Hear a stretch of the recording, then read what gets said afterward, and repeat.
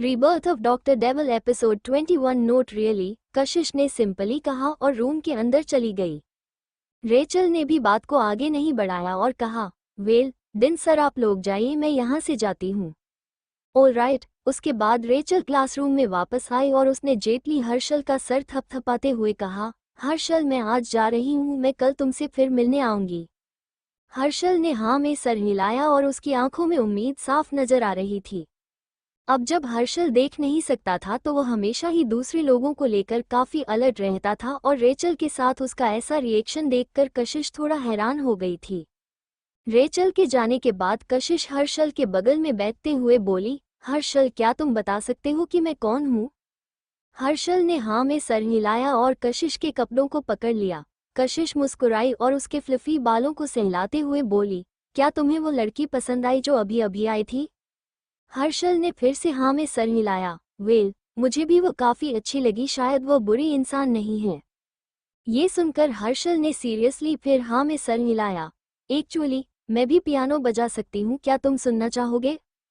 हर्षल ने हाँ में सर हिलाया और फिर अपने छोटे छोटे हाथों को 2 बार ताली बजाई। ऑल राइट, अब जब हर्षल इतना स्पोर्टिव है तो मैं तुम्हारे लिए एक सॉन्ग प्ले करती हूँ। कशिश खड़ी हुई और पियानो के पास जाकर बैठ गई और एक पुराना पियानो सॉन्ग कैनन बहुत ही स्किलफुली बजाने लगी, जिसकी वजह से लगातार हैप्पी नोट्स वहां पियानो के रूम में सुनाई देने लगे। जब रणविजय ने उसे ढूंढा तो कशिश ने ऑलरेडी ठीक उसी वक्त लास्ट नोट खत्म किया था।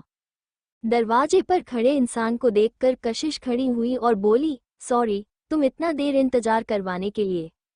बोलते हुए वो हर्षल के पास गई और नीचे झुकते हुए उसका सर थपथपाया। चलो बाहर चलते हैं कुछ फ्रेश हवा के लिए, कशिश ने कहा और हर्षल को गोद में उठा लिया, जिसे देखकर रणविजय की भौहें आपस में सिकुड़ गई और वो कशिश के पास आया और उसने पूछा, क्या तुम अभी अभी पियानो बजा रही थी? हाँ मैं ही थी। तुमने इसे क्यों पकड़ा हुआ है?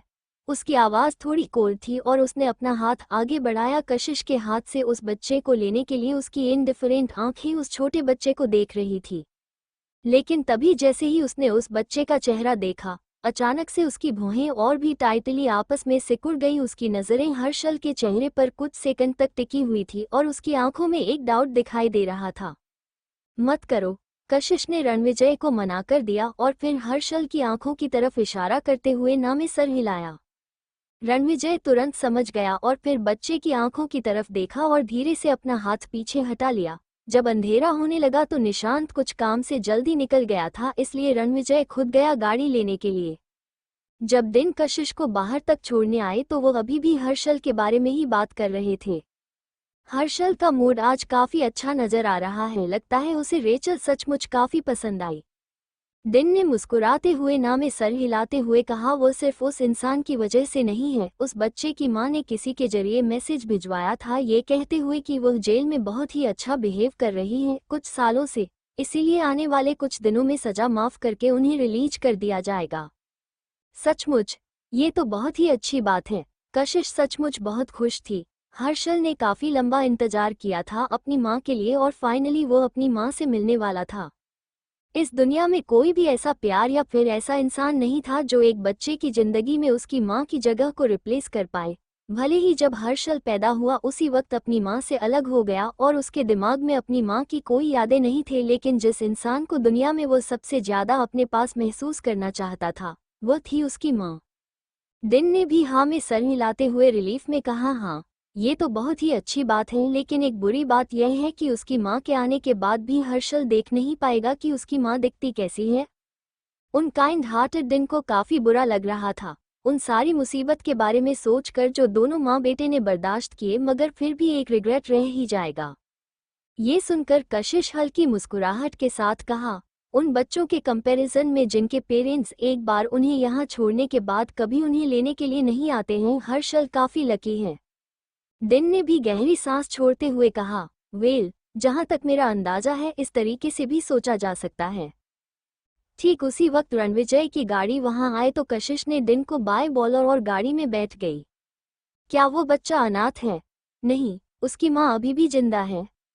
रणविजय की भौहें और भी ज्यादा सिकुड़ गई। उसकी डिप आंखें खाली रोड की तरफ सामने देखे जा रही थी। थोड़ी देर बाद उसने फिर पूछा, और उसके डैड का क्या? उसकी आवाज थोड़ी धीमी थी जिसे सुनकर कशिश उसकी तरफ देखने से खुद को रोक नहीं पाई।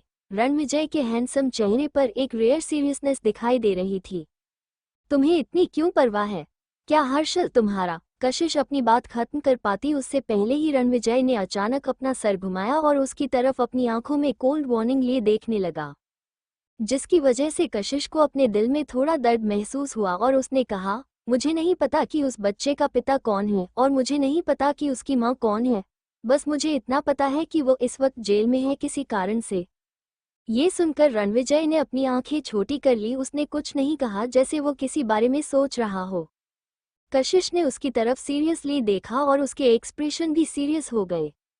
रणविजय, तुम अब मुझे यह मत कहना कि यह बच्चा एक्चुअली तुमसे रिलेटेड है। उसकी आवाज में एक क्लियर कोल्डनेस थी। रणविजय ने उसकी तरफ देखा और उसकी आंखों में जो थोड़ा शक और डिटर्मिनेशन थी चेहरे पर, उसकी वजह से उसे अपने दिल में तकलीफ महसूस हुई। अभी भी वो किसी भी मोमेंट पर इस रिश्ते से बाहर निकलने के लिए तैयार है। उसकी ग्रिप स्ट्रिंग व्हील पर लगे हुए लेदर पर इतनी टाइट थी कि उसके हाथों की वजह से वहां पर स्क्विच का साउंड हुआ। रणविजय ने फाइनली गाड़ी को रोड के साइड में रोका और अपने आप को शांत करने लगा। गाड़ी में अचानक से अजीब सी सफोकेटिंग साइलेंस फैल गई थी। कशिश नेचुरली गाड़ी का माहौल कोल्ड होता हुआ महसूस कर सकती थी, लेकिन दोनों ही जो उसमें बैठे हुए थे वो अजीब सी ऑकवर्डनेस में थे। रणविजय ने उसकी तरफ देखा। उसकी डिप आंखें थोड़ी बेचैनी दिखा रही थी और उसके एक्सप्रेशन बहुत ही ज्यादा डरावने थे, मगर फिर भी कशिश से शांत रही, बिल्कुल पहले की तरह, और बस उसकी तरफ वो देखती रही। वो बस उसके जवाब का इंतजार कर रही थी, जैसे वो उसका हक हो। उसके माथे से एक पसीना भी नहीं निकला। या तो वो लोग एक साथ रहेंगे या फिर तुरंत ही उनका रिश्ता यही खत्म हो जाएगा। उसके लिए रणविजय उसकी जिंदगी में आया दूसरे इंसान की तरह ही था। वही उसका ऐसा रिएक्शन देखकर रणविजय गुस्से में सार्कास्टिकली हंसा और अपने गुस्से को कंट्रोल करते हुए अपने मजाक उड़ाने वाली और कॉल टोन में पूछा, क्या तुम्हारी नज़रों में मैं वैसा इंसान हूँ और जो किसी लड़की की जिंदगी के साथ खेलकर एक बच्चे को जन्म देकर उसे बाहर भटकने के लिए छोड़कर दूसरी लड़कियों के पीछे भागता हूँ? और क्या तुम्हें लगता है कि रावत ग्रुप का वारिश होने के बावजूद मैं ऐसी कोई गलती कर सकता हूँ जिसकी वजह से मेरा कोई नाजायज बच्चा हो? कशिश ने अपनी आंखों में ये सुनकर कोई इमोशंस नहीं दिखाए, बस हाँ में सर हिलाकर उसकी तरफ हल्की मुस्कुराहट के साथ देखते हुए बोली, यह तो अच्छी बात है। रणविजय की डीप नज़रें उसके चेहरे पर टिकी हुई थी और उसने पूछा, क्या तुम्हें लगता है कि कोई चीज़ अगर आसानी से हासिल हो जाए तो वो तुम्हारी जिंदगी से चली भी जाए तो कोई बड़ी बात नहीं है? कशिश की भौहें आपस में सिकुड़ गई। वो थोड़ी देर तक रणविजय की तरफ देखती रही। उसकी आंखें धीरे धीरे डार्क होने लगी और एक अजीब सी स्माइल उसके होठों पर आ गई। उसने ना में सर हिलाया और गाड़ी की खिड़की के जरिए आगे जाती हुई गाड़ियों को देखकर उसने थोड़ी तकलीफ के साथ कहा, लेकिन क्या ये सच नहीं है कि जितनी आसानी से कोई चीज़ मिल जाती है वो इतनी आसानी से खो भी जाती है? कशिश हंसी और उसने आगे कहा, मगर फिर कुछ भी आसानी से नहीं मिलता जिंदगी में, तो उसे खोने पर इंडिफरेंट कैसे रहा जा सकता है? क्या तुम्हें लगता है कि जो एक लॉस मैंने एक्सपीरियंस किया है उसकी वजह से हर बार मुझसे कुछ छीन जाएगा तो मुझे तकलीफ नहीं होगी? रणविजय उसकी आंखों में देख रहा था और उसकी चेहरे की टेंशन धीरे धीरे कम होती जा रही थी। यह इस बात पर डिपेंड करता है कि तुमने क्या खोया है। कशिश ने मुस्कुराते हुए कहा, तुम बिल्कुल सही कह रहे हो। कुछ ऐसी चीजें हैं दुनिया में जिससे उसे कोई फर्क नहीं पड़ता, अगर वो उन्हें खो भी दे तो कोई फर्क नहीं पड़ता। जैसे कि सक्सेना परिवार, जैसे कि हर्ष, और जैसे कि वो ड्रेस जो पिछली बार कियारा ने मॉल में उससे ले ली थी। मैंने सोचा कि तुम्हें हर्षल को लेकर कुछ ज्यादा ही चिंता हो रही है, या फिर तुम कुछ ज्यादा ही सवाल पूछ रहे थे, इसलिए मैंने पूछ लिया। ये बस एक यस और नो क्वेश्चन था। तुम इतना गुस्सा क्यों हो रहे हो?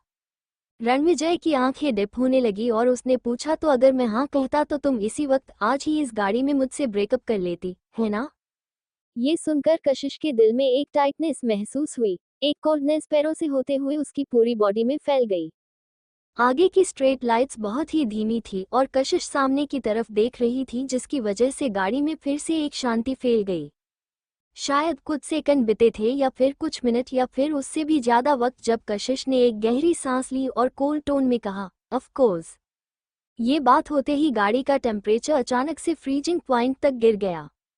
रणविजय की भारी आईब्रोज और आंखें स्ट्रांग गुस्सा दिखा रही थी और उसके आसपास से बहुत शार्प ऑरा निकलने लगा, जैसे अगले ही सेकंड वो छोटी सी गाड़ी ब्लास्ट होने वाली थी। उसका गुस्सा उसके बर्दाश्त के बाहर जा रहा था। कशिश ने अपनी मुठिया कस ली और उसकी आंखें फ्लिकर होने लगी। तुम फिर से गुस्सा हो रहे हो?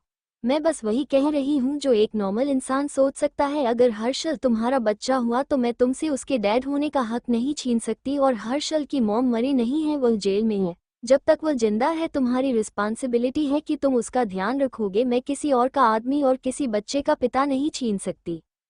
उसे दुनिया में सबसे ज्यादा नफरत घर तोड़ने वाली औरतें से थी, इसलिए ऑफ कोर्स वो अपने आप को तो वो नहीं बनाने देगी किसी भी कीमत पर। रणविजय काफी वक्त कशिश की तरफ देखता रहा और उसकी कोल्ड आवाज धीरे धीरे ऊपर उठ रही थी। तुम्हें लगता है कि मुझे इस बात की फिक्र है? ये सुनकर कशिश से कुछ वक्त के लिए शांत हो गई। उसने गहरी सांस ली, अपना हाथ गाड़ी की खिड़की पर रखा और अपना सर गाड़ी की खिड़की से लगाते हुए बाहर के अंधेरे भरे आसमान को देखते हुए बोली, मुझे पता है तुम क्या सोच रहे हो, लेकिन जो भी मैंने कहा उसके कई सारे कारण हैं, और कई सारे कारण हैं जिसकी वजह से अगर यह सच होता तो मैं तुम्हारे साथ नहीं रह सकती थी। कुछ ऐसी लाइंस होती हैं जिन्हें क्रॉस करना मेरे लिए इम्पॉसिबल है, और अगर मैंने ऐसा करने की कोशिश की तो लाइफ का बैलेंस खराब हो जाएगा और चीजें बहुत ही केओस्टिक हो जाएंगी। शायद तुम्हें बर्दाश्त ना हो कि मैं तुम्हें छोड़कर जाऊं, लेकिन उस सिचुएशन में तुम्हें किसी और औरत के बच्चे के साथ देखकर तुम्हें क्या लगता है मुझे क्या चूज करना चाहिए? अगर मैंने जाने का चूज किया तो वो सही फैसला होगा, मगर रणविजय इसका मतलब यह नहीं है कि मुझे तकलीफ नहीं होगी।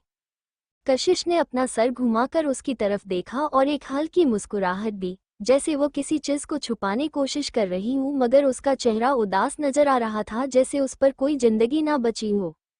रणविजय की आंखें चुपचाप उसके शांत चेहरे को देख रही थी, और वो पावरफुल और शार्प ऑरा जो उसके पास था वह धीरे धीरे कम होने लगा।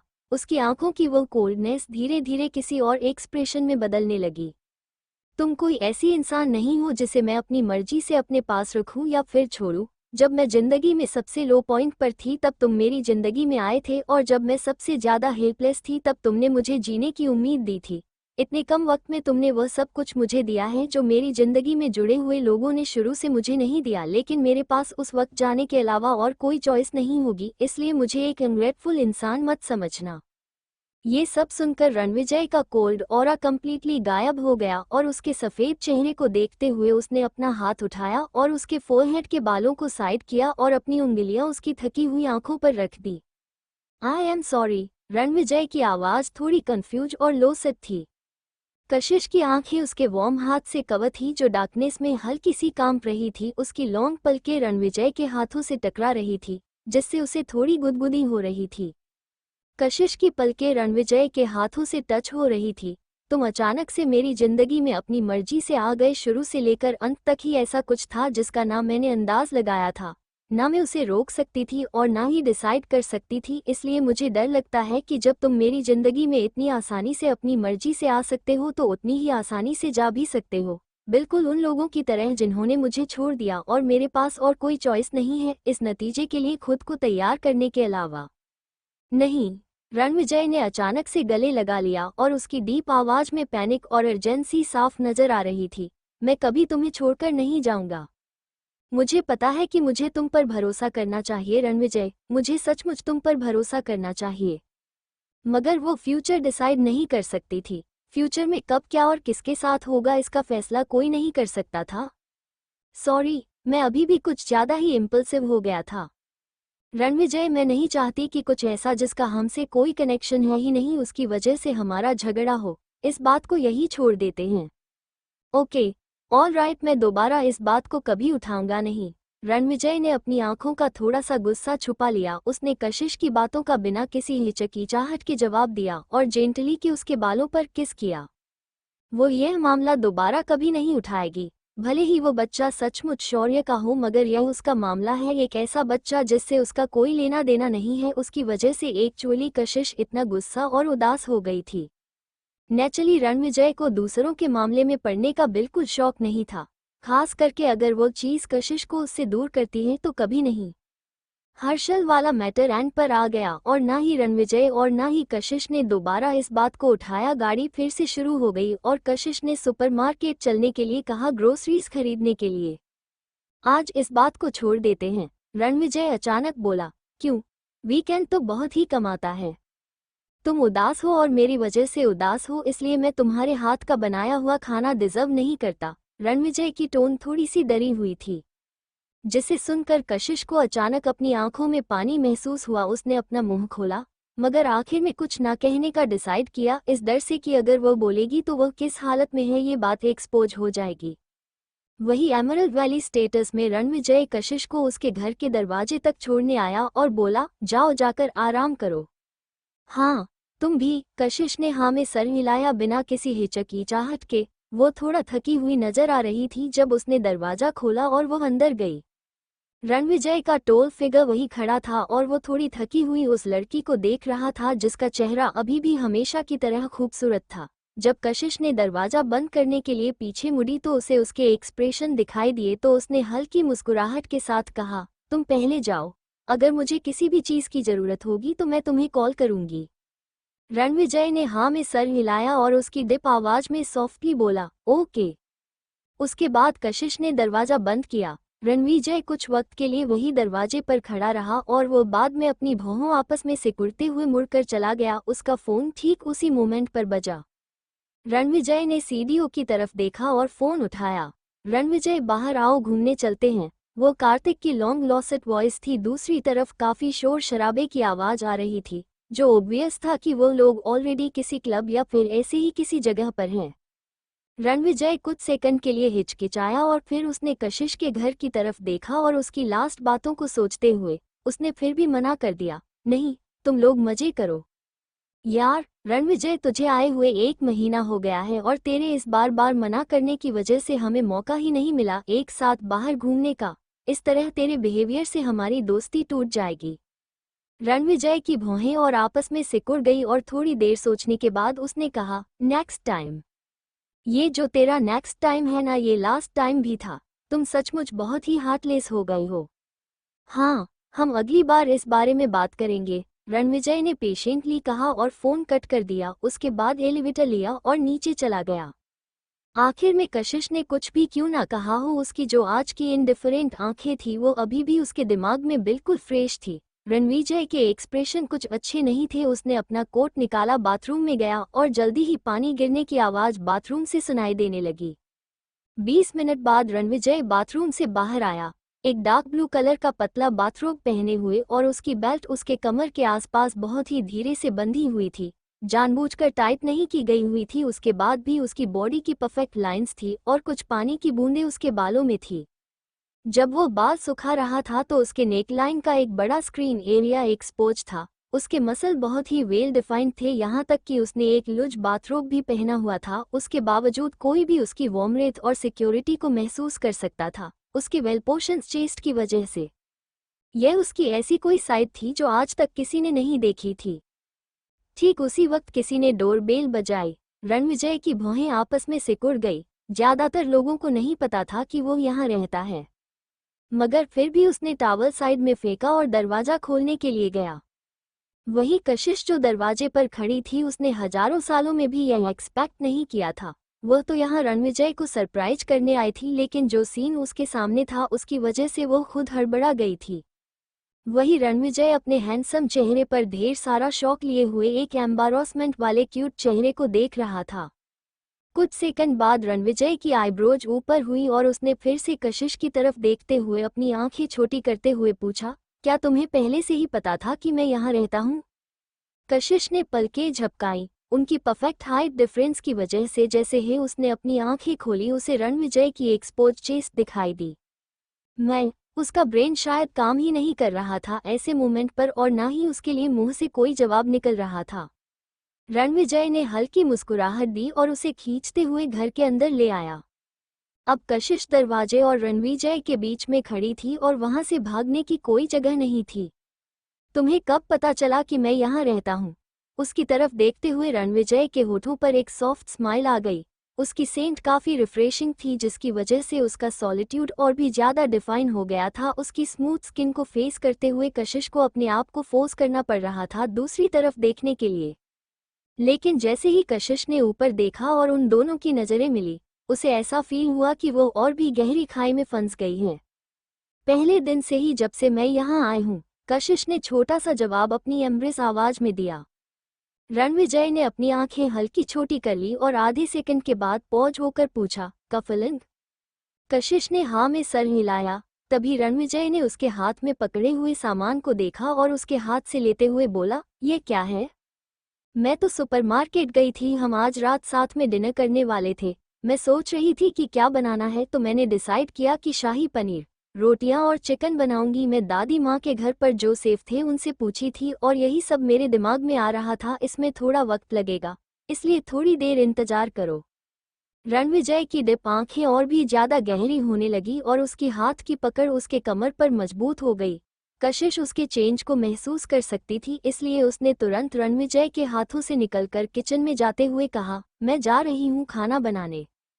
रणविजय ने उसका पीछा नहीं किया और उसे आसानी से अपनी बाहों से आज़ाद होने दिया। फिर उसने पीछे मुड़कर कशिश को वहां से ऐसे भागते हुए देखा जैसे उसके पीछे भूत पड़ा हो और हल्का सा मुस्कुराया और फिर लिविंग रूम में चला गया।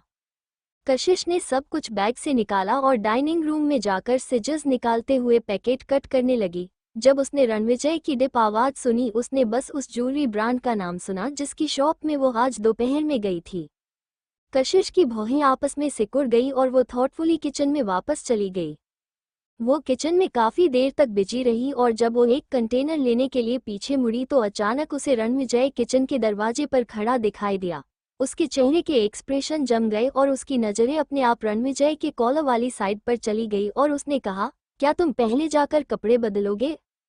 ये सुनकर रणविजय ने नीचे देखते हुए अपना पूरा अटायर देखा और फिर सामने खड़ी लड़की के चेहरे को देखा जो एम्बारसमेंट और शर्म की वजह से लाल हो गया था और दरवाजे के अगेंस्ट लीन होते हुए उसने नामे सर हिलाते हुए कहा, नहीं, मैं ऐसे ही रहूंगा। उसकी आवाज डिप और चार्मिंग थी और वो बहुत ही स्लोली बोल रहा था। उसका हैंडसम चेहरे पर हल्की मुस्कुराहट थी जो थोड़ी लेजी नजर आ रही थी और एक डेविलीज चार्म उसे दे रही थी। ये देखते ही कशिश के रोंगटे खड़े हो गए। हम्बल और पोलाइट, रिफाइंड और कल्चर, क्या ये सारे टाइटल जो उसने रणविजय के लिए सोचे थे वो बेकार नहीं हो गए? किसने सोचा था कि अंदर ही अंदर यह आदमी एक चालक लोमड़ी है? उसने उसे इग्नोर किया और कबाड़ में से कुछ डिशेस निकालने लगी और उन्हें सिंक में रखा और उन्हें धोना शुरू कर दिया। उसने ऑलरेडी अपने कपड़े बदल दिए थे और लूज घर के कपड़े पहन लिए थे। उसके जेंटल हाथों में भी कोई एक्सेसरीज नहीं थे और उसके बाल बन के तौर पर पीछे बंधे हुए थे जो उसके मूवमेंट के साथ थोड़ा हिल रहा था। रणविजय ने उसकी पतली और एलिगेंट फिगर को काफी लंबे वक्त तक देखा और फाइनली ठीक से खड़े होते हुए धीरे धीरे उसकी तरफ जाने लगा। गिरते हुए पानी की आवाज से रणविजय की कदमों की आहट कशिश को महसूस नहीं हुई।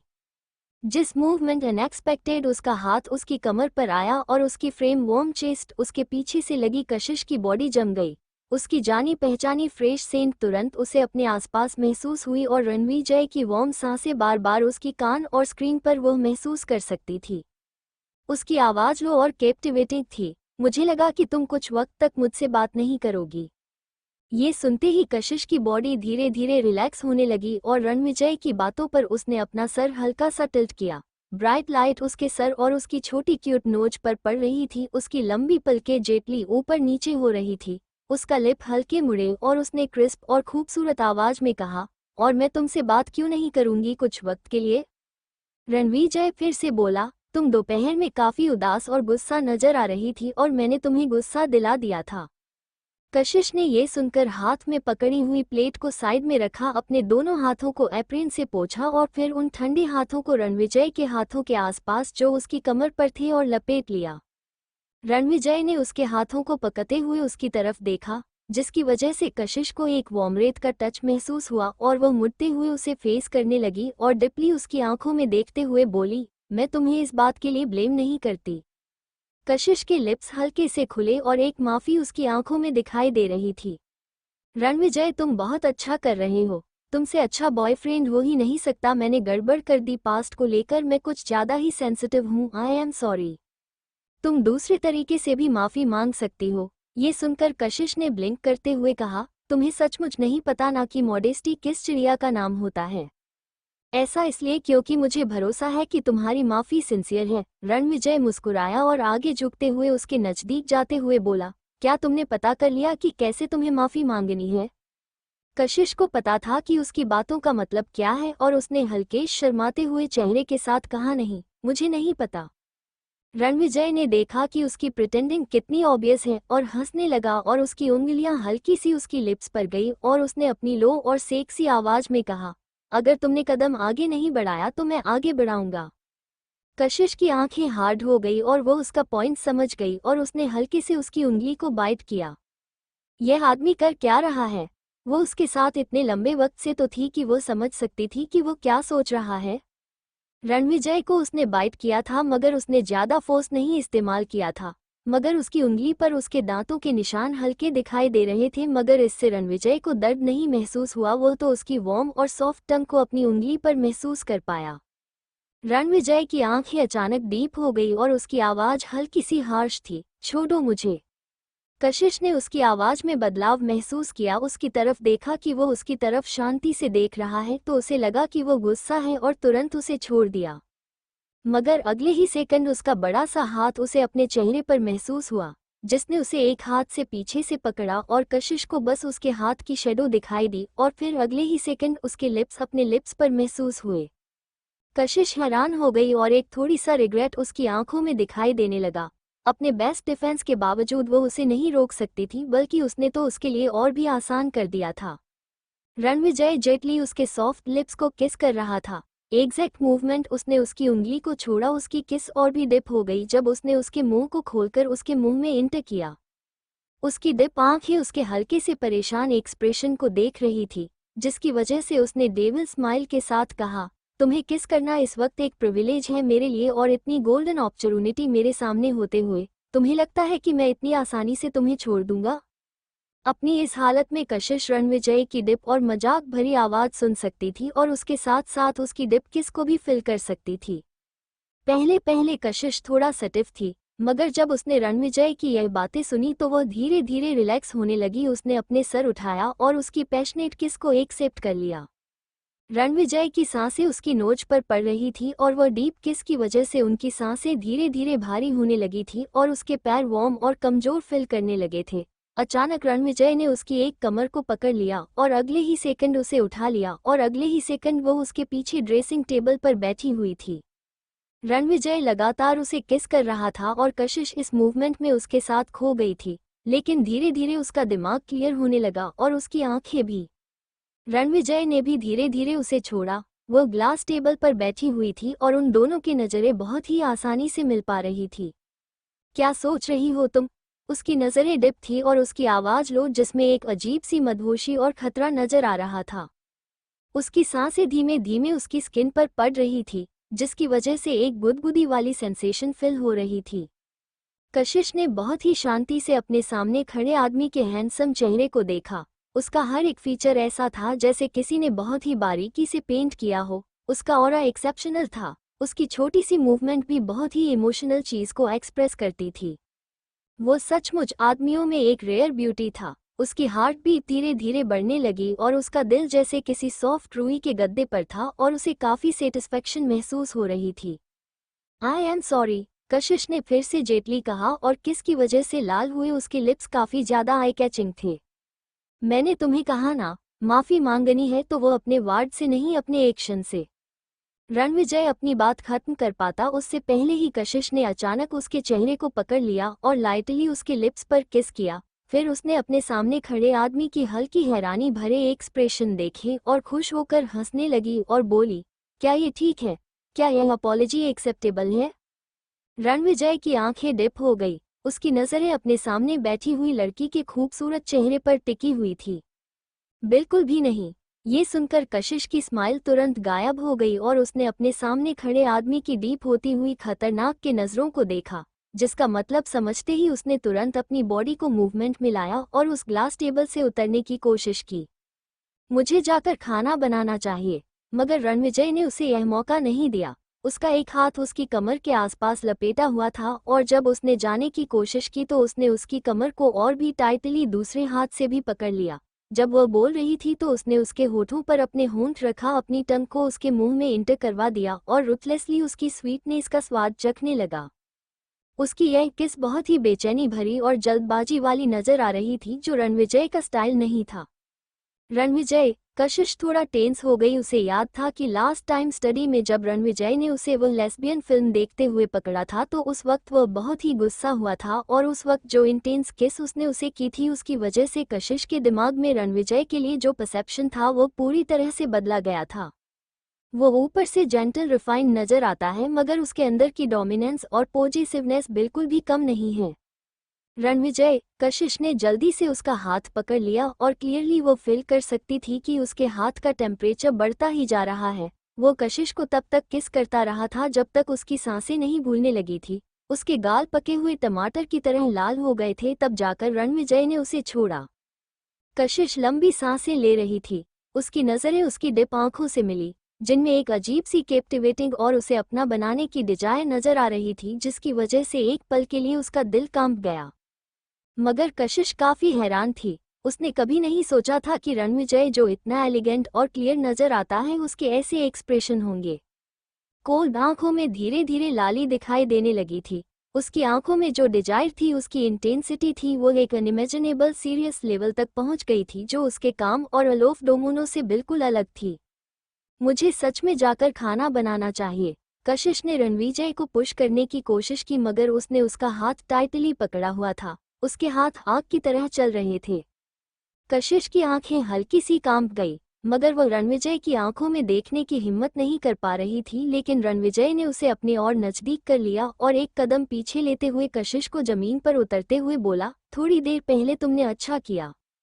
रणविजय की आवाज डिप और स्लो थी, जैसे वह उसका दिल जीतने की कोशिश कर रहा हो।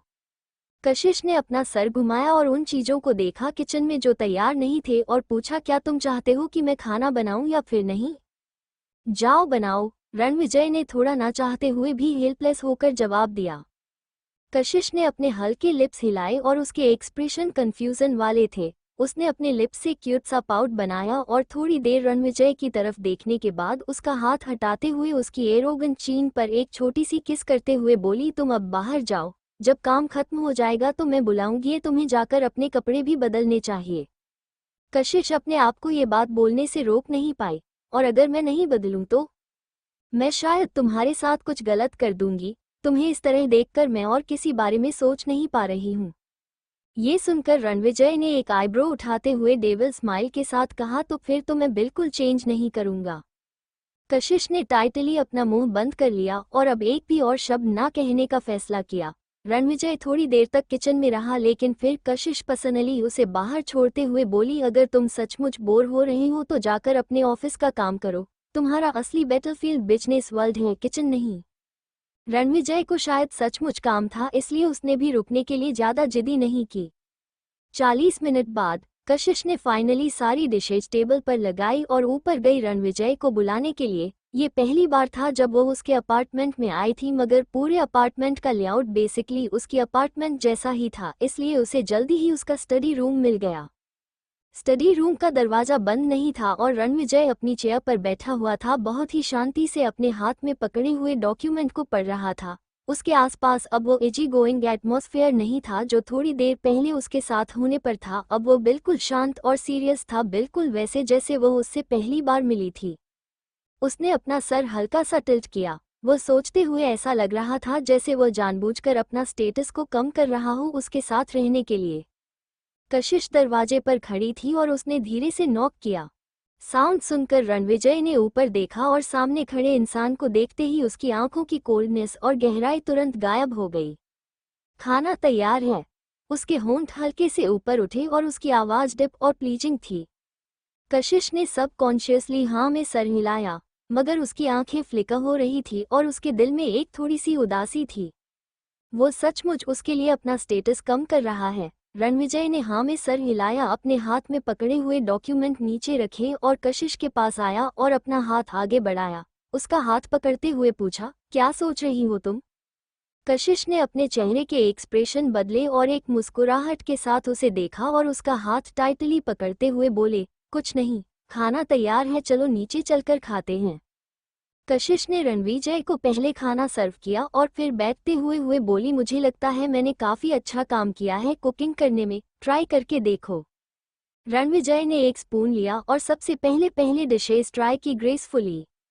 उसे खाते हुए देखकर कशिश ने उम्मीद भरी नजरों से उसकी तरफ देखते हुए पूछा, कैसा है? काफी अच्छा है। उसका जवाब सुनकर कशिश फाइनली रिलैक्स हुई और मुस्कुराई। ये डिशेज भी काफी ठीक ठाक है, तुम ट्राई करके देखो, कशिश बोल रही थी और उसने ग्लव्स पहनकर शरिम्प्स को पील करना शुरू कर दिया क्योंकि उसने थोड़ा सी फूड भी बनाया था क्योंकि रणविजय को पसंद था। तुम शरिम्प बहुत ही स्लोली फिल कर रही हो। जब कशिश वो काम कर रही थी तो रणविजय ने अचानक से हंसते हुए उसे देखा और कहा। कशिश ने उसकी तरफ देखा तो रणविजय ने एक शरिम्प उठाई और अपनी प्लेट में रखते हुए बोला, वह देखो, यहाँ प्रेस करो, थोड़ा सा सर हिलाओ, यहाँ से पील करो, पकड़ो और हो गया। 5 सेकंड से भी कम वक्त में रणविजय ने एक श्रिम्प पील करके कशिश की प्लेट में रख दी। कशिश ने रणविजय की तरफ थोड़ा हैरानी में देखते हुए कहा, मैंने उम्मीद नहीं की थी कि तुम्हें ये सब भी आता होगा। उसके बाद से कशिश ने रणविजय का मेथड इस्तेमाल करके करने की कोशिश की और सक्सेसफुल हो गई, जिसे देखकर रणविजय की दोनों आईब्रोज ऊपर उठी। उसने उसकी तरफ देखा, उसके एक्सप्रेशन लाइट मगर डीप मीनिंग वाले थे। तुम काफी ज्यादा समझदार हो। ये सुनकर कशिश के हाथ के मूवमेंट रुक गए थोड़े से और उसने पूछा, सचमुच? और वो कैसे? रणविजय ने उसके उस रिएक्शन को इग्नोर नहीं किया, उसकी डार्क आंखें और भी डिप होती जा रही थी। कल का कोई प्लान है? रणविजय ने सब्जेक्ट चेंज करते हुए पूछा। अभी तो नहीं है। तुम्हारे दिमाग में कुछ है? हाँ, हमें जाकर दादी माँ से मिलना चाहिए। कशिश हाँ में सर हिलाते हुए बोली, सचमुच काफी वक्त हो गया है उनसे मिले हुए, वो बोली। और फिर उसने आगे कहा, चलो फिर तो कल सुबह जल्दी होने के पास चलते हैं और ज्यादा वक्त बिताते हैं। Sound good. वैसे बाय द वे, तुम्हें थोड़ी देर पहले मैंने डायमंड ड्रीम्स का नाम लेते हुए सुना, क्या वो लोग कॉन्ट्रैक्ट तोड़ने के लिए पेनल्टी फीस डिमांड कर रहे हैं? रणविजय ने उसकी तरफ देखते हुए कहा, उसकी तुम चिंता मत करो, मैं उन्हें पेनल्टी फीस नहीं देने वाला। ये सुनकर कशिश के चेहरे पर थोड़ा सा भी रिग्रेट नहीं दिखाई दिया, बल्कि उसने कहा, डायमंड ड्रीम्स का सीईओ इतना कैजुअली पेनल्टी की डिमांड कर रहा है तो पक्का वह पैसों के पीछे अंधा हो गया है। मगर वह पैसा सिर्फ उसकी तुरंत प्रॉब्लम्स को सॉल्व कर सकता है, उसके फाइनेंशियल इश्यूज कभी ना खत्म होने वाली कहानी है। ये सुनते ही एक हैरानी रणविजय की आंखों में दिखाई दी और उसने पूछा, तुम्हें क्या पता है? कशिश ने उसकी तरफ देखा और हाँ में सर हिलाते हुए खाना खाते हुए आगे बोली, डायमंड ड्रीम्स का सीईओ बहुत ही लालची आदमी है और वह बिना किसी प्लानिंग के इम्पल्स में आकर कोई भी काम कर देता है। वो सिर्फ एक सक्सेसफुल ज्वेलरी बिजनेस चलाकर सेटिस्फाई नहीं था क्योंकि उसे कार्स बहुत अच्छी लगती थी और हमेशा से ही अपना खुद का एक कार ब्रांड शुरू करना चाहता था, इसलिए उसने 5 साल पहले कोशिश की। मगर यह कोई आसान काम नहीं था। आजकल के ज़माने में सब लोग एस्टेब्लिश्ड ब्रांड के पीछे भाग रहे हैं। क्लॉथिंग में चैनल है, डोना कारण है, लुई विटन है, वॉचेस में पाठक फिलिप्स है, पिकाटो है, कार में सिविल है, कोनी गैम्स है, मैं वैसे रोल्स रॉयस से हैं। और कोई अमीर इंसान क्यों बिना किसी बड़े ब्रांड के नाम के गाड़ियों के लिए ज़्यादा पैसे खर्च करेगा? उसकी कार की फैक्ट्री इस वक्त सिर्फ पैसे खाने वाली एक मशीन बन गई है। ज्यादातर पैसे जो वह डायमंड ड्रीम्स में ज्वेलरी से कमाता है वो उसी फैक्ट्री में लग जाती है। मैंने तो ये भी सुना है कि वह तो डायमंड स्मगलर्स के टच में भी है। उसके कैरेक्टर के हिसाब से वो गलत रास्ते भी अपनाते होगा, इसलिए उसके साथ कॉन्ट्रैक्ट तोड़ना सचमुच एक स्मार्ट मूव होगा। रणविजय ने अपने हाथ के ग्लव्स निकाले और उन्हें साइड में रख दिए। उसकी आंखें थोड़ी सीरियस थी, मगर एक क्रिटिक स्माइल उसके होठों के कोने पर थी। मैं ये जानता हूँ कि वो गाड़ियाँ बनाता है, मुझे ये भी पता है कि उसकी गाड़ियों की फैक्ट्री एक पैसे खाने वाली मशीन है, मगर मैं यह नहीं जानता था कि वो प्राइवेट में डायमंड स्मगलर से डील करता है। क्या तुम मुझे बताओगी कि तुमने ये कहाँ से सुना है?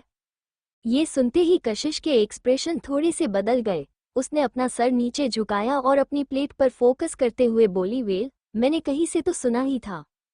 रणविजय ने ना में सर हिलाया और उसकी आवाज़ लो और शांत थी। नहीं, तुमने इसका अंदाजा नहीं लगाया। तुम्हें इस बारे में उम्मीद थी, इसलिए तुम आज उस जगह पर गई और वहां कियारा और उसके दोस्तों की टीम से टकराई। फिर तुमने वहां पर प्रॉब्लम क्रिएट करने के लिए उनका इस्तेमाल किया और उस मॉल पर काफ़ी सारा अटेंशन अट्रैक्ट किया। तुमने शायद अभी अंदाज लगा लिया था कि वो लोग कोलैबोरेशन खत्म करना चाहते हैं, तो तुमने उन्हें एक रीजन दे दिया डायमंड ड्रीम्स के साथ पार्टनरशिप खत्म करने के लिए, या फिर मुझे एक रीजन दे दिया उनके साथ पार्टनरशिप खत्म करने के लिए, ताकि मुझे फ्यूचर में कोई प्रॉब्लम ना हो। रणविजय ने हर एक डिटेल रंजन पॉइंट आउट कर दी थी। कशिश वहां बैठी हुई थी और नर्वसली उसने अपने लिप्स लिक करते हुए पूछा, क्या तुम्हें लगता है कि मैं कुछ ज्यादा ही शातिर हूँ? रणविजय मुस्कुराते हुए बोला, तुमने पूरी शॉप क्लियर कर दी, कियारा को सजा दे दी और मेरी मदद की डायमंड ड्रीम के साथ कॉन्ट्रैक्ट खत्म करने में सक्सेसफुली। मेरे लिए इसमें कोई लॉस नहीं हुआ है और मैंने तुम्हें पहले भी कहा है कि तुम्हें बहुत ज़्यादा काइंड और अच्छा होने की ज़रूरत नहीं है, मगर मैंने उम्मीद नहीं की थी कि तुम इतनी चालाक होगी। रणविजय ने कशिश की तारीफ की, मगर कशिश के लिए अपनी स्मार्टनेस के लिए ऐसे मोमेंट पर कॉम्प्लीमेंट मिलना एक्चुअली तारीफ नहीं थी। वो चुपचाप खाना खा रही थी, धीरे धीरे चबा रही थी, मगर उसे ऐसा लग रहा था जैसे उसे खाने का सारा स्वाद ही खत्म हो गया। मुझे हमेशा लगता था कि मल्होत्रा ग्रुप बैंकरप्सी से उठकर 3 सालों के अंदर ही इंडिया की लीडिंग कॉस्मेटिक कंपनी बन गया है। इसमें स्ट्रेटजी, किस्मत और इत्तेफाक की बहुत बड़ी मिक्स स्ट्रेटजी है, लेकिन अब समझ में आ रहा है कि शायद इसमें और भी बड़ी बात है। ये सुनकर कशिश ने कहा, स्कीमस करना या फिर ज्यादा शातिर बोलना थोड़ा ज्यादा हो जाएगा, मैंने तो बस मौके का फायदा उठाया। कशिश ने उसकी तरफ देखा, रणविजय भी उसकी तरफ एक प्लेफुल स्माइल के साथ देखे जा रहा था। उसके रिलैक्स टोमोनो की वजह से कोशिश को थोड़ा नर्वस फील होने लगा था। रणविजय ने भी उसकी हिचकिचाहट देखी और उसकी आंखें डिप होने लगी और बोला, कुछ ऐसी चीजें होती हैं अगर जिनके बारे में तुम नहीं बात करना चाहती हो या फिर नहीं बात कर सकती हो तो तुम्हें करने की कोई ज़रूरत नहीं है, मगर तुम मेरी गर्लफ्रेंड हो और मैं तुम्हें किसी खतरे में नहीं पड़ने दूंगा कभी भी, समझ में आए बात? कशिश ने ये सुनकर उसकी तरफ शांति से देखा, आपने सर हाँ में हिलाया। रणविजय अपने लिप्स दबाए और एक क्विक लुक उसे देते हुए सिंपली बोली, अपना ख्याल रखना। कशिश की आंखें हल्की सी कांप गई और फाइनली उसने हाँ में सर हिलाया। ऑलराइट, उसने चुपचाप जवाब दिया और टेबल से प्लेट से साफ करने लगी। थोड़ी देर के लिए वहां पर चुप्पी फैली रही, उसके बाद उसने पूछा, और जो सामान उस शॉप में था उसकी टोटल वैल्यू $70 मिलियन है, क्या इतना काफी होगा पेनल्टी के लिए? ये सुनकर रणविजय हंसने लगा और उसने रिलैक्स होते हुए कहा, लगता है कि मैं तुम्हारे जितना थॉटफुल नहीं हूँ। मुझे लगा कि तुम एक तीर से 3 शिकार कर रही हूँ, मगर रियलाइज ही नहीं हुआ कि तुमने पहले से ही पेनल्टी फीस भी तैयार कर रखी है। ये सुनकर कशिश ने उसकी तरफ देखते हुए कहा, अब जब मैंने ये सब कुछ शुरू किया था तो मैं नहीं चाहती थी कि तुम्हें कुछ ज़्यादा लॉस हो, और एक्चुअली जो कार्ड तुमने मुझे दिया था उसी ने तो बहुत बड़ा रोल प्ले किया। ये फैक्ट प्रूव करता है कि तुम्हें ये काम देना एक राइट चॉइस थी, तुमने एक बड़ा रोल किया, उस कार्ड ने नहीं। मुझे तुम्हारे लिए कुछ करके खुशी मिलती है। एटलीस्ट अब मैं ये कह सकती हूँ कि मैं कोई ट्रबल मैन ही हूँ जो सिर्फ प्रॉब्लम क्रिएट करे, बल्कि एक ऐसी लड़की हूँ जो तुम्हारे साथ खड़े रहने के लायक है। कशिश ये सब कहते हुए खड़ी हुई और उसने डाइनिंग टेबल साफ करना शुरू कर दिया। तुम हमेशा से लायक थी, रणविजय ने उसे देखते हुए कहा। वो तुमने मुझे दिया है और तुम्हारा स्टेटस, तुम्हारी पोजीशन को ध्यान में रखते हुए यहाँ तक कि तुम्हारी फ्यूचर लाइफ को भी मैं बस तुम्हारे साथ एक ट्रॉफी वाइफ के तौर पर नहीं रहना चाहती। ये सब सुनकर रणविजय के एक्सप्रेशन धीरे धीरे डार्क होने लगे तो कशिश हंसी और उसके पास जाते हुए जेटली उसके फोरहेड पर किस करते हुए बोली, ज्यादा गुस्सा मत हो, मुझे पता है तुम मुझे प्रोटेक्ट कर सकते हो और मुझे तुम पर भरोसा है, लेकिन मैं और भी ज्यादा रिलैक्स फील करूंगी अगर मैं खुद कुछ कर पाई तो। कशिश की हल्की परफ्यूम की खुशबू हवा में घूमने लगी और वह प्यारे और सॉफ्ट लिप्स उसके फोरहेड पर महसूस हुए, जिससे उसके दिल में गुदगुदी महसूस हुई। रणविजय की आंखें हल्की सी छोटी हो गई। इतनी अट्रैक्टिव लड़की, हर्ष पागल हो गया था जो उसने इसे छोड़ दिया। रणविजय ने उसकी तरफ ऊपर कर उठाकर देखा।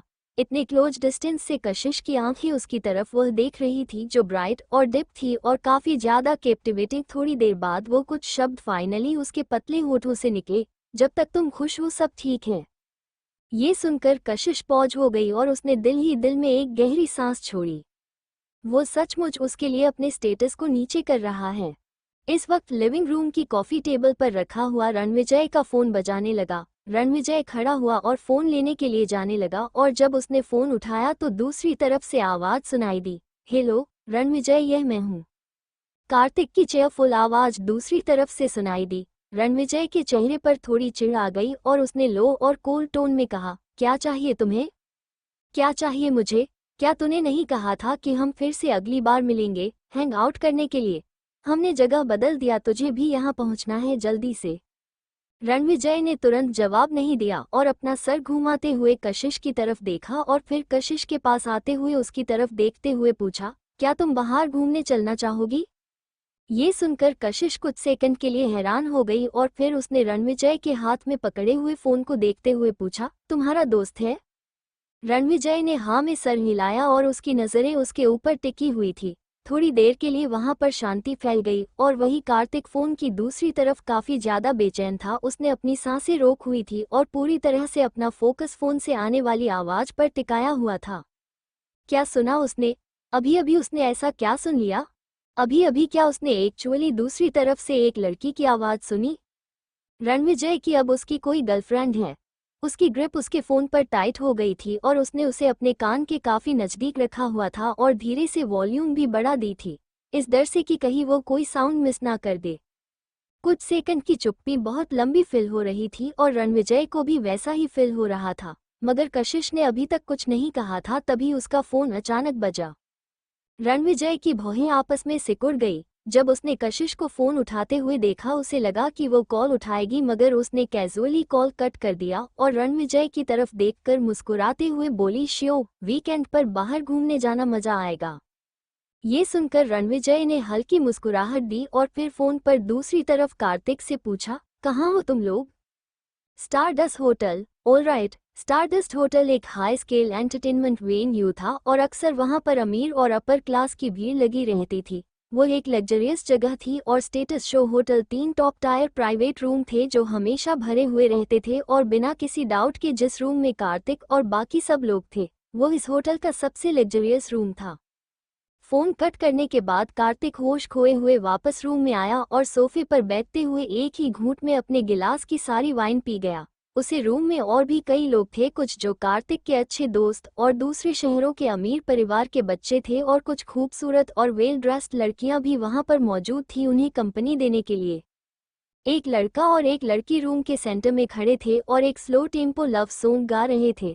जैसे ही कार्तिक वापस आया 2 लड़कियां तुरंत उसके पास आ गई और उसका ठीक से ख्याल रखने लगी। शौर्य जो साइड में बैठा था उसके लॉन्ग पैर क्रॉस थे और हमेशा की तरह अपने एक्सपेंसिव सूट में बैठा हुआ था, जिसकी सिर्फ ऊपर के 2 बटन खुले हुए थे। वह एक नोबल यंग मास्टर की तरह दिखाई दे रहा था जिसके आसपास से डिग्निटी और सोफिस्टिकेशन का एक ऑरा निकल रहा था। कई सारी लड़कियों ने चोर नजरों से उसकी तरफ कई बार देखा। उनके चेहरे पर शर्म की लाली थी और उनका दिल अट्रैक्शंस की वजह से तेजी से धड़क रहा था, लेकिन उनमें हिम्मत नहीं थी कि वो उसे अप्रोच कर सके। दित्या शौर्य के बगल में बैठी और कार्तिक की तरफ देखकर बोली, कार्तिक, क्या तुम फिर से उसे इनवाइट करने में फेल हो गए? कार्तिक ने अपनी पूरी ड्रिंक खत्म की, एक गहरी सांस ली और अनाउंस किया, रणविजय रास्ते में है। जैसे ही उसने ये कहा पूरे रूम में शांति फैल गई। सिर्फ म्यूजिक की ही आवाज आ रही थी, यहाँ तक कि सिंगर ने भी गाना रोक दिया। गेमर ने गेमिंग बंद कर दी। सब लोग के हाथ पॉज हो गए जो लोग भी कुछ कर रहे थे और सबकी नजरें कार्तिक के ऊपर टिकी गई। रणविजय आ रहा है। तुम लोग शायद हैरान हो गए, मगर रणविजय रास्ते में ही है और वह अकेला नहीं आ रहा है। ये सुनकर सब लोगों ने क्यूरियस होते हुए पूछा, तो फिर उसके साथ कौन आ रहा है? जो भी रणविजय के साथ आ रहा होगा वो बहुत ही ज्यादा इम्पोर्टेंट इंसान होगा। वही यह सुनकर यूजुअली एटीट्यूड में रहने वाला कार्तिक तुरंत शांत हो गया और बोला, मुझे नहीं पता कि वह इंसान कौन है, मगर मैं एक बात यकीन से कह सकता हूँ कि वह एक लड़की है। एक लड़की? एक लड़की? सचमुच? मैं कभी रणविजय से मिला नहीं, मगर मुझे इतना पता है कि उसे लड़कियों से बहुत ज्यादा नफरत है। वो एक लड़की को अपने साथ यहाँ लेकर कैसे आ सकता है? कार्तिक ने अपना हाथ वेव करते हुए कहा, अगर तुम लोगों को मेरी बातों पर भरोसा नहीं है तो बस रुको और देख लो, हमें जल्दी ही पता चलने वाला है। आज शर्त नहीं लगाओगे? किसी ने मजाक करते हुए कहा। तो कार्तिक के चेहरे के एक्सप्रेशन खराब हो गए। उसने लास्ट इंसिडेंट याद किया जहां उसने शौर्य को डैडी कहा था, तो उसे इतना गुस्सा आया था जिसकी वजह से वो 1 हफ्ते सो नहीं पाया था। फिर से रणविजय के ऊपर शर्त लगाना। उसने सोचा कि उसे पक्का 100% यकीन था कि उसने एक लड़की की आवाज सुनी है, मगर अब उसे रणविजय की बातों पर भरोसा नहीं था। क्या पता लड़की को अपने साथ लाने की बजाय वो खुद ही ना आए। लास्ट टाइम उसे पक्का भरोसा था कि रणविजय आएगा, मगर वह बेवकूफ बना गया और शौर्य ने इसी बात का फायदा उठाया। लेकिन शायद इस बार वह चीजें बदल सके और उसे मौका मिल जाए। उसने शौर्य की तरफ देखते हुए पूछा, शर्त लगाना चाहोगे? शौर्य ने अपने 2 उंगलियां के बीच में सिगरेट पकड़ी हुई थी और एक फैंट ब्लू फ्लेम उसके टिप पर जल रही थी। उसने उसकी एक गहरी पॉपुलर और लजीनेस उसकी आंखों में दिखाई दे रही थी। वो बहुत ही शांत और एलिगेंट था, बिल्कुल रिलैक्स और कैजुअल। उसकी नज़रें कार्तिक के ऊपर गई और एक मुस्कुराहट उसके होठों पर आ गई जब उसने पूछा, क्या तुम श्योर हो? कार्तिक को शौर्य के इंडिफरेंट डेमोनों की आदत थी, जो हमेशा ऊपर से शांत और जेंटल नजर आता था मगर अंदर से बहुत ही ज्यादा चालाक और शैतान था। उसके सवाल को सुनकर कार्तिक तुरंत टेंस हो गया और आखिर में अपने हाथ हिलाते हुए बोला, नहीं, अब कोई शर्त नहीं, ये काफी बोरिंग है। ये सुनकर सॉफ्टली हंसते हुए शौर्य बोला, ऐसी बात है तो फिर बाद में रिग्रेट मत करना। वही स्टारडस्ट होटल के बाहर कशिश ने कई सारे कॉल्स कट कर दिए। क्या ये हर्ष के कॉल हैं? कशिश ने ये सवाल सुनकर रणविजय की तरफ देखा और हाँ में सर हिलाते हुए बोली, हाँ। फिर उसका फोन दोबारा बजा, इस बार टेक्स्ट मैसेज था। हर्ष ने मैसेज किया था, कशिश कहाँ हो तुम? मैं तुम्हारी बिल्डिंग के बाहर काफी वक्त इंतजार कर रहा हूँ, तुम अभी तक घर क्यों नहीं पहुंची? दूसरा मैसेज था, तुम अभी तक घर क्यों नहीं पहुंची? इतना लेट होने के बावजूद मुझे तुम्हारी चिंता हो रही है। तीसरा मैसेज था, कशिश क्या तुम फोन उठाओगी? मुझे तुमसे बात करनी है। कशिश ने काफी ज्यादा खाना भी खा लिया था और उसके ऊपर से हर्ष कितने सारे कॉल्स और टेक्स्ट मैसेज। कशिश, जिसका पेट ऑलरेडी नोट शो गुड हालत में था, वो अचानक से अनकंफर्टेबल फील करने लगे। उसने एक गहरी सांस ली और फोन को ऑफ कर दिया और अपने बैग में रख लिया। क्या बात है? कुछ नहीं लगता है कि आज मैंने उसकी गर्लफ्रेंड के साथ जो किया इस वजह से गुस्से में है। पक्का मुझसे झगड़ा करने के लिए मुझे ढूंढ रहा होगा। तुम्हें परेशान कर रहा है। रणविजय के टोन अचानक से कोल्ड और खतरनाक हो गई। उसे आने दो। कशिश ने उसकी तरफ देखा। उसकी ओब्वियस प्रोवोकेटिव एटीट्यूड को देखकर अचानक से बहुत तेजी से हंसने लगी। किस बात पर हंस रही हो तुम? रणविजय बिल्कुल भी खुश नहीं नजर आ रहा था। उस आदमी की इतनी हिम्मत कि वो उसकी गर्लफ्रेंड को परेशान करे? वो तुम्हारे वक्त के लायक नहीं है। कोई भी जो तुम्हें परेशान करेगा वो मुझसे मार खाने के लायक ही है। एक दूसरे से लड़ाई करना और सड़क छाप गुंडों की तरह एक दूसरे को पांच मारना बिल्कुल भी कॉल नहीं है और ना ही लोगों को हर्ट करने से तुम्हारे लिए कुछ अच्छा होगा। एनीवे, इस सब्जेक्ट को यही छोड़ देते हैं। तुम्हारे दोस्तों से मिलना एक रेयर इंसिडेंट है। मुझे थोड़ी सी नर्वसनेस फील हो रही है। मुझे क्या करना चाहिए? कशिश ने हंसते हुए पूछा। तुम्हें डरने की कोई जरूरत नहीं है, बस मेरे साथ रहो और मैं किसी को तुम्हारे नजदीक नहीं आने दूंगा। वही प्राइवेट रूम में धीरे धीरे वक्त बीत रहा था, इसलिए जो लोग थोड़ी देर पहले देर सारी मस्ती कर रहे थे अब सोफे पर लेटे हुए थे। उनकी नज़रें सामने एमबी स्क्रीन पर चिपकी हुई थी और उनके एक्सप्रेशन सख्त हो गए थे। वो लड़कियां जो स्पेशली रूम में इनवाइट की गई थी उन्हें एंटरटेन करने के लिए, उन्हें कार्तिक ने ऑलरेडी भाग दिया था। सब लोग एमबी देख रहे थे और नर्वसली टाइम टू टाइम दरवाजे की तरफ भी। पूरे रूम में सिर्फ शौर्य ही था जिसके एक्सप्रेशन बिल्कुल नहीं बदले थे। वो सोफे के पीछे की तरफ लिन था और उसके हाथ में एक वाइन के गिलास थी जिससे वो कभी कभी एक सिप ले रहा था और उस क्रिस्टल ग्लास की अंबर लाइट उसकी आंखों में चमक रही थी जिसकी वजह से उसकी डार्क आंखें और भी ज्यादा चार्मिंग लग रही थी। दित्या भी चुपचाप उसके बगल में बैठी हुई थी और उसकी आंखों में शौर्य के लिए इन्फेचुएशन साफ नजर आ रहा था। जो एक वाइल्ड पार्टी प्लेस होना चाहिए था वो अब एक सीरियस मीटिंग रूम में बदल चुका था, लेकिन किसी को भी नहीं लग रहा था कि इसमें कुछ गलत है। पूरे रूम की शांति को दरवाजा खुलने की आवाज ने तोड़ा। सब लोग वो आवाज सुनकर एक साथ खड़े हो गए और सबकी नज़र दरवाजे पर टिक गई। हॉलवे में लाइट डीम थी जिसकी वजह से रूम के दरवाजे की लाइट बहुत ही ज्यादा ओवर ब्राइट थी, जिसकी वजह से जब दो लोग अंदर आए तो उन्हें सिर्फ उनका सॉलिट्यूड ही दिखाई दिया, एक लंबा और स्ट्रेट और दूसरा पतला और छोटा।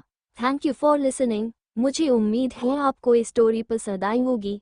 अगर आपको पसंद आई है तो प्लीज़ लाइक और कमेंट करना ना भूलें और मोर स्टोरीज के लिए सब्सक्राइब करें। मिलते हैं नेक्स्ट वीडियो में।